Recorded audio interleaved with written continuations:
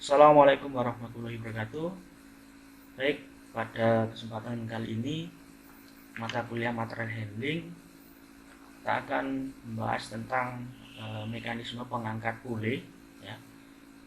Sebelumnya mungkin di pertemuan minggu lalu kita sudah berbicara tentang peralatan pengangkat fleksibel ya atau tali baja, di mana biasanya tali baja itu terpasang pada sebuah mekanisme pengangkat ya, entah itu pule, sistem pule atau sprocket chain atau pada drum yang seperti ada pada gambar di sisi kanan ini. Jadi ini adalah mekanisme sebuah katrol ya, di mana biasanya juga terpasang kait ya, hook, kemudian motor penggerak, ada sistem transmisi atau gearbox, juga ada rel ya, pada sisi bawahnya yang terpasang pada struktur rangka pesawat yang dikendalikan oleh sebuah alat kendali control equipment. Nah, namun pada kesempatan kali ini kita spesifik membahas tentang mekanisme mengangkat menggunakan pule dan juga sistem pule ya. Nah, kita tahu pule itu bisa juga disebut sebagai kerek, katrol, dis atau yang lainnya ya, yang biasanya terhubung dengan tali atau rope. Nah, pule ini bisa berupa bahan logam ataupun juga bahan non logam ya, yang biasanya pada sisi pinggirnya itu diberi alur tali untuk laluan tali ya. Nah, kita tahu pule dan sistem pule itu berbeda. Jadi pule itu bagian dari sistem pule. Pule ini merupakan komponennya yang saya jelaskan di awal tadi. Sedangkan pule ini apabila kita sudah merangkai ya, membuat sebuah mekanisme dari pule, ada drum, ada tali, ada hook ya, yang terhubung dengan beban yang fungsinya untuk mengangkat beban ya, seperti itu.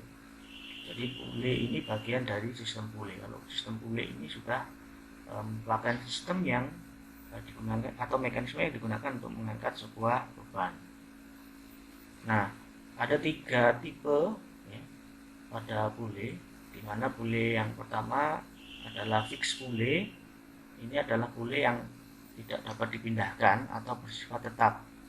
Aplikasinya bisa dilihat pada orang mimba ya, itu kan pulenya tidak berpindah atau pulenya tetap ya, sehingga disebut sebagai fix pule. Gaya yang dihasilkan berapa? Misalkan kita menimba 100 Newton ya, orang ini harus mengeluarkan gaya sebesar yang sama ya. Kemudian ada juga pule yang movable ya, yang sifatnya pule ini dapat berpindah ya, seperti aplikasinya pada lift ya. Anda bisa lihat lift, di lift itu sebenarnya ada mekanisme pule di mana pule itu movable, mengikuti gerak pule, gerak liftnya ya. Kalau mau liftnya naik berarti pulenya juga ikut naik, dan sebaliknya kalau turun juga ikut turun. Kemudian ada juga kombinasi dari keduanya, di mana ada fix pule dan movable itu dikombinasikan menjadi sebuah mekanisme pule ya. Aplikasinya ada pada block and tackle, biasanya orang menyebutnya misalkan tackle ya kalau di kita, atau katrol. Contohnya orang menaikkan mesin di atas perahu ini, dia menggunakan prinsip block and tackle, di mana di situ ada pule yang bergerak dan pule yang fix yang digunakan untuk menggerakkan atau mengangkat beban. Nah, bagaimana menghitung gaya yang diperlukan apabila kita mengkombinasikan dari kedua pule tersebut? Bagaimana keuntungannya secara mekanikal? Karena bagaimanapun juga fungsi dari mekanisme pengangkat itu adalah kita mengeluarkan gaya sekecil-kecilnya untuk mengangkat beban sebesar-besarnya, kan seperti itu ya. Jadi bagaimana mengkombinasikan ini, maka untuk mata kuliah ini kita khusus untuk membahas bagaimana kombinasi dari pule itu menghasilkan sebuah gaya yang dapat kita manfaatkan untuk mengangkat beban. Contohnya misalkan di pule yang pertama ini ada mekanisme pule fix ya. Pule fix itu pule di mana tidak bisa dipindahkan ya. Biasanya kalau terdiri hanya satu pule, kalau di sini ada beban 100 Newton ya berarti nanti ketika kita mengangkat ya harus mengeluarkan gaya 100 Newton. Untuk juga dengan yang kita kombinasikan. Jadi kalau ada dua buah pule, bagaimana 100 Newton itu hanya diangkat oleh 50 Newton saja. Nah, ini contohnya seperti ini. Nah, semakin banyak pule yang kita terapkan, ya, berarti semakin banyak pula keuntungan yang kita dapatkan, ya. Dimana misalkan ini beban 100 Newton hanya perlu gaya 25 Newton untuk mengangkatnya. Nah, bagaimana cara mekanisme susunannya dan sebagainya kok bisa sampai ketemu 25 Newton, ya. Jadi mungkin pembahasan di video ini kita akan bahas hal tersebut. Baik, kita lanjutkan ya. Jadi fenomena movable pule itu biasanya dimanfaatkan untuk membuat sebuah katrol, ya, dimana pada gambar ini sudah saya buatkan beberapa model, dimana model ini merupakan kombinasi dari beberapa pule untuk mengangkat, ya, mengangkat beban 100 Newton, ya. Bagaimana reaksi gaya yang terjadi apabila kita memberikan beban, ya, sehingga diperlukan gaya F berapa untuk mengangkat benda dengan beban 100 Newton, ya, seperti ini. Nah, di pembahasan yang sebelumnya kita tahu kalau pule itu ada dua, ya, pule fix dan pule movable. Nah, ini ada beberapa pule yang kita kombinasikan. Contoh pada ini adalah yang pertama, ya. Yang pertama ini ada beban 100 Newton. Nah, kita lihat di sini gaya yang diberikan ini berapa. Nah, kita harus buat diagram benda bebasnya, ya. Jadi kalau ini dianggap sebagai benda bebas, berarti kita tinjau di ini, ya. Kita tinjau di ini aja. Ada gaya ke bawah sebesar 100 Newton. Nah, supaya setimbang, berarti kita memberikan gaya ke sana dan ke sana juga harus sama. Berarti ini 50, lalu di sini 50. Jadi gaya yang digunakan untuk mengangkat beban 100 Newton kalau kita menggunakan pule movable ini hanya sebesar 50 Newton. Ini pada kasus yang pertama. Kita harus tinjau dari titik ini dan titik ini. Jadi resultan gaya yang bekerja ke bawah harus sama dengan yang ke atas. Kalau ini biasanya disebut juga sebagai T, ya, tegangan tali. Nah, sekarang kita gunakan prinsip itu, kalau 100 ke bawah berarti ada dua buah tali yang tersambung, berarti kita bagi dua, yaitu 50 dan 50. Berarti kalau kita menggunakan movable, kita hanya menggunakan gaya 50 Newton untuk mengangkat beban sebesar 100 Newton. Kita tinjau pada fenomena yang nomor 2, ya. Di sini sama, kita kasih beban 100 Newton.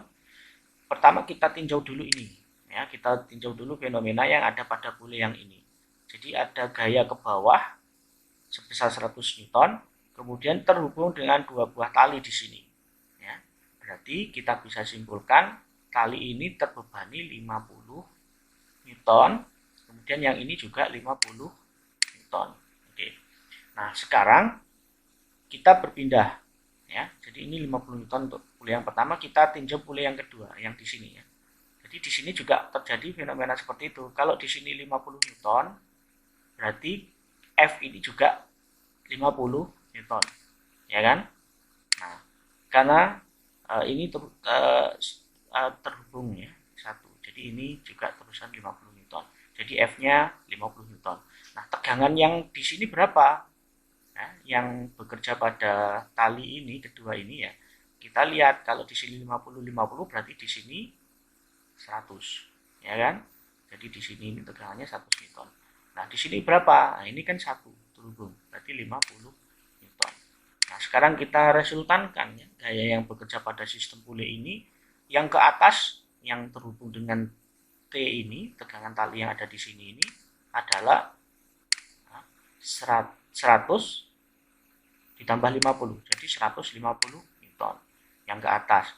Ya, yang ke bawah bebannya sendiri 100, kemudian 50 Newton ini adalah gaya yang diberikan untuk mengangkat benda 100 Newton. Jadi 150 Newton. Jadi sama nilai resultannya. Ini juga sama. Tadi ke atas 100, ke bawah juga 100. Nah, sekarang pule yang ketiga. Ya, jadi pule yang pertama tadi menghasilkan gaya 150 Newton untuk mengangkat beban 100 Newton. Yang kedua juga sama 50 Newton tapi arahnya ke bawah. Tinggal bagaimana desain dari alat pengangkut kita nanti yang paling efektif seperti apa. Apakah motor itu menggulung ke atas atau menggulung ke bawah pada wire loop-nya kan seperti itu. Nah, sekarang ada kombinasi bentuk pule seperti ini. Ini ada sebuah pule yang fix, kita kombinasikan dengan satu buah pule movable. Nah, apakah lebih baik dari ini? Kita tinjau. Kalau ini bebannya sama-sama 100 Newton, berarti kita tinjau dari sisi sini dulu. Nah, dari sisi sini. Nah, ini kan ada tiga buah gaya ya, yang atau tiga buah tegangan tali yang terhubung ya. Yang arah ke bawah ini adalah 100 Newton. Ya. Kalau 100 Newton, kalau dibagi 3, berarti masing-masing T ini, tegangan tali ini menerima beban berapa? Ya, 100 dibagi 3 ya. Sekitar berapa?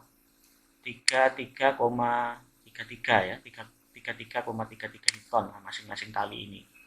Ya, masing-masing tali ini. Sehingga F-nya ini juga 33,3 Newton. Ya, seperti itu. Kemudian tegangan tali yang ada di atas. Nah, tegangan tali yang ada di atas berapa? Tegangan talinya yang ada di atas adalah kita tinjau dari fenomena yang ada di sini. Nah, tegangan tali yang ini dengan yang ini masing-masing 33,33 Newton. Satunya juga 33,33 Newton. Artinya di sini ya kita harus samakan sistem ini kan supaya setimbang. Berarti 33 ditambah 33, 66,66. Ya, berarti di sini tegangan talinya 66,66 Newton.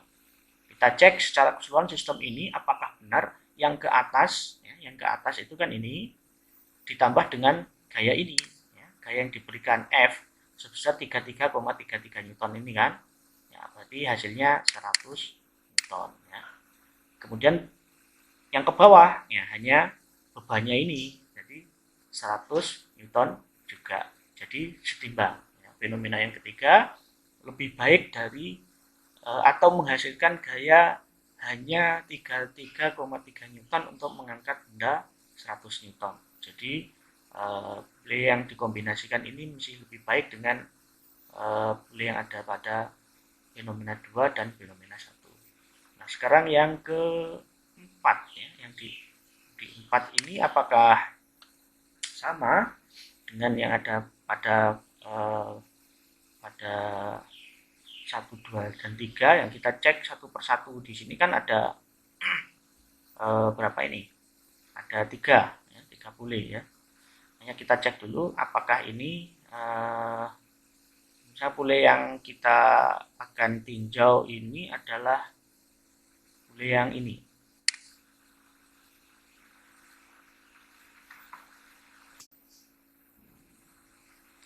Nah, kita lihat di sini ada beban 100 Newton. Berarti di sini kita tuh 3 titik ya. 3 titik ini berarti 100 Newton ini kita bagi 3. Jadi masing-masing T yang ada di tegangan tali ini menerima beban ya 33,33 Newton kan ya. Jadi 33,33 Newton. Jadi ini tali ini menerima 33,33 Newton. Nah, sekarang kita lihat fenomena tali ini tersambung dengan F. Jadi F juga menerima beban yang sama kan, yaitu sebesar 33,33 Newton ya, di sini. Kemudian tegangan tali yang lain ya. Kalau misalkan ini 33, ini 33, ya yang di tengah ini berapa? Karena ini tengah ini tersusun dari dua buah tegangan tali yang ada di sini, fenomena yang di tengah di sini berarti di sini 33, di sini juga 33, hasilnya berapa? 66, sekian atau 67 lah ya, misalkan segini. Nah, jadi di sini ada 67 Newton. Nah, 67 Newton ya. Nah, sekarang kita cek secara keseluruhan sistem ini apakah setimbang. Nah, Di sini tegangannya 33, di sini 33, di sini 67. Jadi 33 ditambah 33 ya 67, kemudian ditambah 67 di sini. Jadi sekitar 130 berapa? 137, mungkin sekitar 137 newtonan lah ya. Atau 133, maaf. Sistemnya ini tegangan tali yang ada di atas 133 Newton. Nah, sekarang yang ke bawah satu beban. Bebannya berapa? 100 Newton. Yang ke bawah lagi satunya apa? F. 33,3 sekian Newton. Jadi 100 Newton ditambah 133 Newton. Maaf, 33 Newton sebesar 133 Newton. Jadi sistem yang ke bawah setimbang ya, karena sama dengan reaksinya yang diberikan pada gaya T ini, yang atas ini sebesar 133 Newton. Jadi ini setimbang. Jadi fenomenanya F-nya hanya diperlukan 33,3 Newton, sama seperti pada kasus yang kedua. Nah, kasus yang keempat, kasus yang kelima ya. Kasus yang kelima sekarang ini kita tinjau pada masing-masing pulenya ya. Kalau di sini ini ada 3, sekarang kita tinjau ini. Nah, kita tinjau ini karena ini 1 ya. Jadi ini ada 4, ya, ada 4 buah tali ya yang bekerja di sini. Kita lihat di sini. Kalau bebannya 100 Newton, ya, 100 Newton berarti masing-masing tali ini, tali 1, tali 2, tali 3, dan tali 4 ini menerima beban sebesar 100 dibagi 4, yaitu 25 Newton. Ya, 25 Newton. Jadi F-nya bisa dikatakan di sini diberi beban 25 Newton saja. Nah, secara keseluruhan sistem ini dicari masing-masing T-nya itu atau tegangan talinya itu. Ya, kita cek di sini ini ada gaya yang bekerja. Kalau di sini 25, berarti kalau pule yang di atas ini terhubung oleh 3 buah sling atau tali, berarti kalau masing-masingnya 25, berarti berapa di sini? Hanya 75 Newton saja yang terjadi pada tali yang ada di sini. Nah, sekarang kita cek secara keseluruhan sistem yang ada pada fenomena 5 ini. Nah, gaya yang ke atas, ya, gaya yang ke atas adalah gaya yang ada pada tali ini, ya, besarnya 75 Newton ditambah dengan F 25, jadi 100 Newton. Sekarang yang ke bawah hanya bebannya saja 100 Newton. Jadi cocok ya antara 100 dan 100. Artinya sistem ini sudah setimbang. Nah, pemilihan dari desain pule ini, ya, kombinasi pule ini yang paling menguntungkan tentu karena prinsipnya adalah kita menggunakan gaya sekecil-kecilnya untuk mendapatkan beban angkut sebesar-besarnya.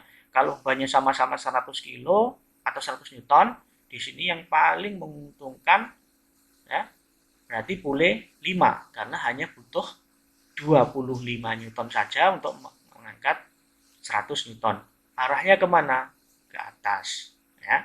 Jadi ini adalah dasar pemilihan kita nanti menentukan seberapa banyak kombinasi pule yang kita butuhkan. Semakin banyak dan misalkan semakin kompleks, biasanya itu akan menghasilkan gaya yang sekecil-kecilnya. Makanya tidak heran ketika fenomena yang di awal tadi saya jelaskan, seseorang mengangkat mesin untuk menaikkan mesin di atas kapal itu hanya butuh 1 orang yang hanya dibutuhkan tenaga yang misalkan kalau mesinnya itu bobotnya 500 kilo, dia mungkin hanya cukup mengerek sebesar 50 kilo saja sudah bisa mengangkat mesin. Ya. Itu adalah fenomena yang menguntungkan di dalam sebuah katrol. Nah, mungkin penjelasan pada pule-pule yang semakin kompleks akan kita jelaskan pada materi selanjutnya.